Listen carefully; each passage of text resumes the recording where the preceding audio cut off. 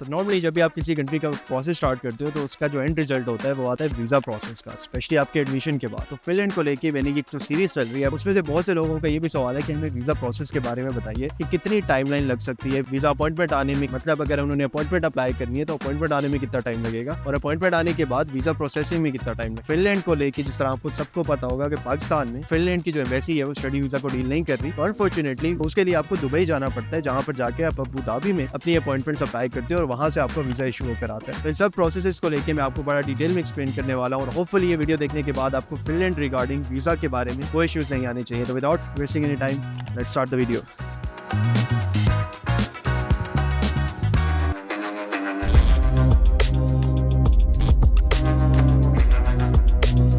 अस्सलामुअलैकुम, होपफुली आप मेरी फिनलैंड रेलिवेंट सारी सीरीज फॉलो कर रहे होगे जिसमें मैंने सब चीज़ें बताई हैं, जैसे कि आपने प्रोसेस कैसे अप्लाई करना है, अपनी अपॉइंटमेंट्स कहाँ से बुक करनी है, आप फैमिली के साथ मूव करना चाह रहे हो तो वो किस तरह मूव कर सकते हो। तो वो फिनलैंड की सारी सीरीज आपको मेरी प्लेलिस्ट में मिल जाएगी, तो पहले वो प्लेलिस्ट लाजमी देख लीजिएगा, क्योंकि अगर कुछ चीज़ें आपको शायद दिन में कंफ्यूज हो तो आई एम प्रीटी श्योर कि मैंने पहले उन वीडियोज़ में वो सारी चीज़ें कवर की होंगी। Let's move to our today's topic, जो कि ये है कि वीज़ा प्रोसेसिंग में आपने क्या क्या स्टेप करने हैं। लेट्स अज्यूम कि अब आप लोगों का एडमिशन आ चुका है और अब आपने वीज़ा के लिए स्टेप अपना अप्लाई करना है और आप पाकिस्तान से आपने अप्लाई किया था जहां पर आपको एडमिशन लेटर रिसीव हुआ। तो जो नेक्स्ट स्टेप होगा एडमिशन लेटर आने के बाद, वो सबसे पहला स्टेप ये है कि आपने migree.fi के पोर्टल पे जाना है और उस पोर्टल पे आपने जाके जो लिंक मैं आपको नीचे दे रहा हूँ उसको ओपन कर लेना। तो इस लिंक पे जाने के बाद यहाँ पर आपने अपनी रजिस्ट्रेशन करनी होगी और जो जो सवाल उन्होंने पूछे हैं वो सारे सवाल आपने डिटेल में यहाँ पर फिल आउट कर देने। तो वंस ये चीज आप फिल आउट करोगे आपके पास एक डॉक्यूमेंट चेकलिस्ट आ जाएगी जिसमें वो सब डॉक्यूमेंट मेंशन होंगे जो कि आपने इनके पोर्टल पे अपलोड करने होंगे। तो बहुत इंपॉर्टेंट है कि जो डॉक्यूमेंट इन्होंने मांगे हैं उस चेकलिस्ट में से आप एक एक को फॉलो करें और वो डॉक्यूमेंट इन्हें टाइमली प्रोवाइड करें। यहाँ पर ही डॉक्यूमेंट अपलोड करने के बाद जो लास्ट स्टेप आएगा आपका वो फी सबमिशन का आएगा, जिसमें आपने 350 यूरो पे करना होगा। ये वाली जो फी है बेसिकली आप वही फी समझे जो कि आप फिनलैंड की एम्बेसी को पे कर रहे हो, जिसमें वो आपका वीजा प्रोसेसिंग करेंगे। और इसमें अच्छी चीज ये है कि आपको फिनलैंड में आके दोबारा से फिर बहुत ज्यादा एक्सटेंशन के लिए अप्लाई नहीं करना पड़ेगा, क्योंकि आपको ऑलरेडी यहाँ पर रहते हुए आपको रेजिडेंस कार्ड मिल जाता है, मतलब कि फिनलैंड का रेजिडेंस कार्ड आपको इन्हीं 350 यूरोज में मिल जाएगा, जिसपे आप फिर काम भी कर सकते हो। अनलाइक अगर हम दूसरे कंट्रीज से काफी से कंपेयर करें, स्पेशली जर्मनी से, तो जर्मनी में आपका रेजिडेंस परमिट नहीं आता। शुरू में जब आप जर्मनी अप्लाई करते हो तो नॉर्मली आपको एक शॉर्ट टर्म वीजा दिया जाता है जो कि 3 महीने बाद या 6 महीने बाद एक्सपायर हो रहा होता है, और जर्मनी आकर आपको फौरन फिर नेक्स्ट स्टेज अप्लाई करना पड़ता है, मतलब एक्सटेंशन अप्लाई करना पड़ती है। लेकिन फिनलैंड में ये बहुत अच्छी चीज है कि जब वो आप अप्लाई करते हो तो आपको लॉन्ग टर्म एक रेजिडेंस कार्ड देते हैं, जो कि आप जाते ही फिर वहां पे अगर आपको पार्ट टाइम जॉब्स मिलती है तो आप जाते ही वो स्टार्ट कर सकते हो। पोर्टल पे रजिस्ट्रेशन करवाते वक्त आपने ये चीज लाजमी देख लेनी है कि आप फैमिली के साथ जा रहे हो और सिंगल जा रहे हो। अगर आप सिंगल जा रहे हो तो ऑब्वियसली आप सिंगल पर्सन का फॉर्म फिल आउट करोगे, वरना अगर आप फैमिली के साथ जा रहे हो तो आप अपनी वाइफ, स्पाउस, मतलब कि जो आपकी स्पाउस है, या फिर अपने बच्चे, जो अगर आप फैमिली के साथ बच्चों के साथ मूव कर रहे हो तो उन सब की भी डिटेल आप ऐड करोगे अगर आपकी फैमिली आपके साथ ट्रेवल कर रही है। तो ये वाली रिक्वायरमेंट आपने लाजमी देख लेनी है। मीनवाइल जब ये पोर्टल का काम हो जाए तो नेक्स्ट स्टेज आपका आता है VFS ग्लोबल के थ्रू अपॉइंटमेंट बुकिंग का। तो आपने जो अबू धाबी में जो फिनिश एम्बेसी है उसकी अपॉइंटमेंट ऑपरेट होती है VFS ग्लोबल के थ्रू। तो आप मेक श्योर कीजिएगा कि आप VFS ग्लोबल के थ्रू टाइमली अपनी अपॉइंटमेंट देखना स्टार्ट कर दें। ऐसा ना हो कि आप यहाँ पर आपने पोर्टल पे सारी चीजें फिल आउट कर दी है, फी पे कर दी है, लेकिन आपने अपॉइंटमेंट अभी नहीं देखी। एक और काम जो आपने करना है वो ये करना होता है कि आपने अपना दुबई का वीजा भी अप्लाई करना है, जो कि विजिट वीजा की कैटेगरी में जाके आप अप्लाई सिंपली कर सकते हो और विजिट वीजा पे जाके फिनिश एम्बेसी में अपना इंटरव्यू दे सकते हो। इसमें आइडियल केस सिनेरियो ये रहेगा कि आपके पास विजिट वीजा ऑलरेडी आ चुका हो, मतलब कि 3 महीने का विजिट वीजा मिलता है, और आप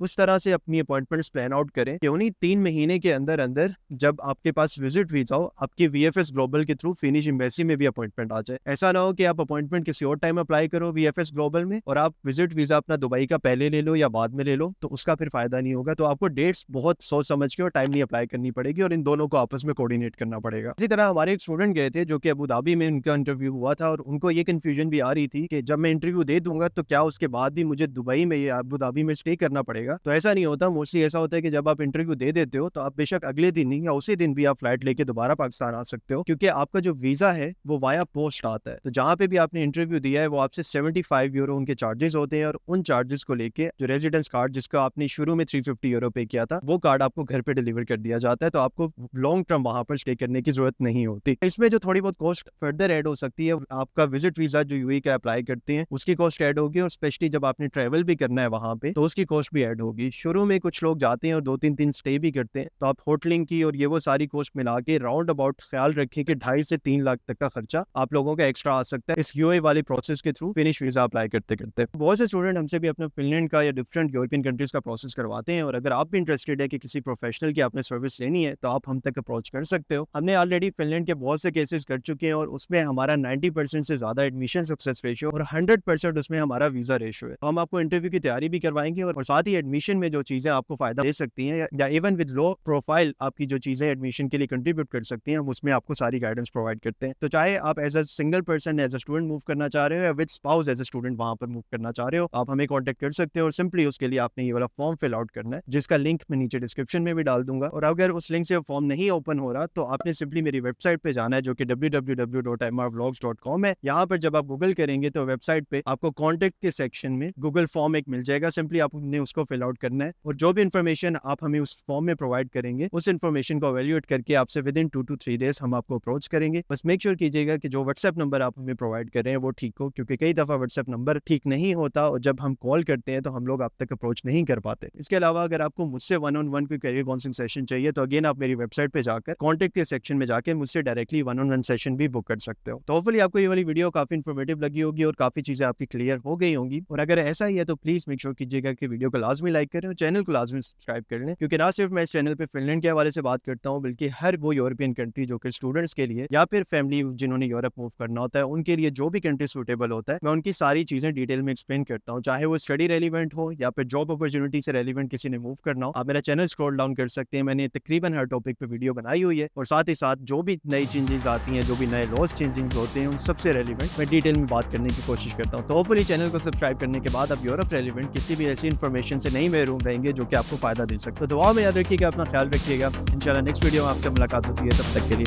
हाफिज़।